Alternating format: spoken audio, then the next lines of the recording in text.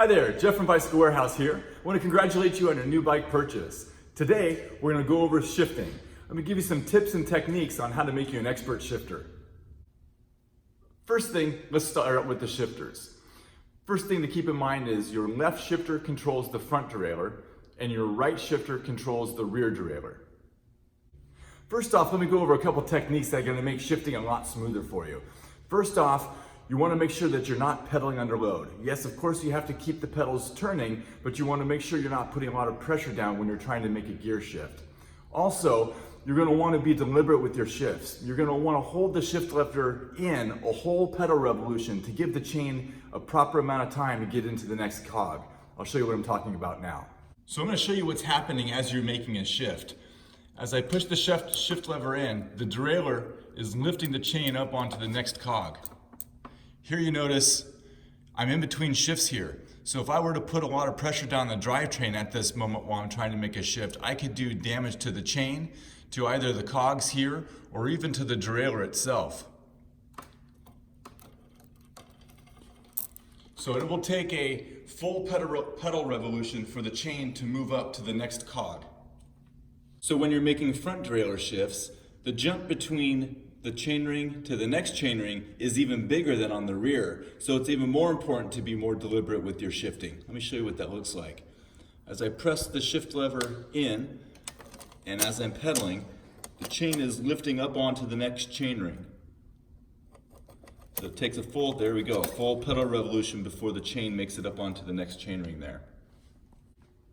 Also, you want to make sure that you're not cross-chaining. It puts a lot of strain on the chain and on the other drivetrain components. You could prematurely wear out your drivetrain components, but most importantly, your bike will shift a lot smoother if you're not cross-chaining. Let me show you what cross-chaining means. So here I'm going to shift into the small chainring up front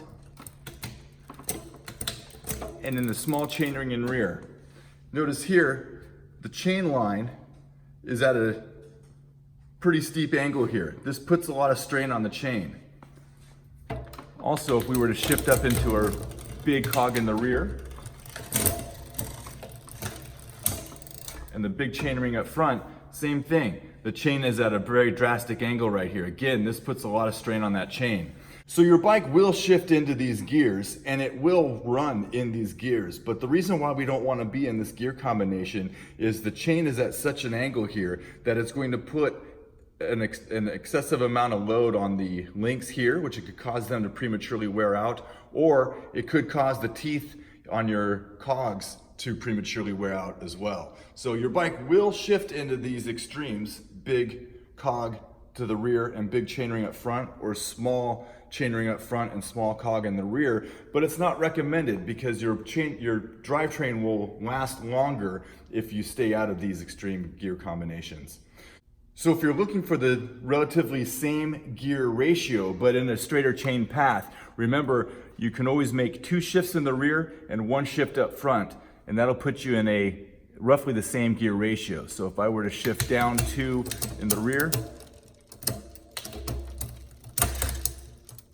and down 1 up front, that's a straighter chain path and roughly the same gear ratio. So the pedals have to be moving forward to shift, but when I say load on the drivetrain, what I mean is the power that you're putting down onto the pedals. So you want to lighten the load or lighten the pressure on the drivetrain or on the pedals as you're making your shift. You hold your shift in 1 pedal revolution, and then you can put pressure back down on that drivetrain as normal. Okay, so remember, when you're shifting your bike, remember to be deliberate with your shifts, so that's hold the shift lever in a full pedal revolution, give that chain an ample amount of time to get in the next gear, and remember to lighten the load or lighten the force that you're putting on the drivetrain till you make that complete shift. That's going to prolong the life of your drivetrain and make sure that your bike shifts smoothly every time. So shifting your bike is simple, but it takes a little bit of practice to become a master at it. So keep practicing. If you have any questions, check it, call one of our stores, come into any one of our locations. We'll be happy to help you out.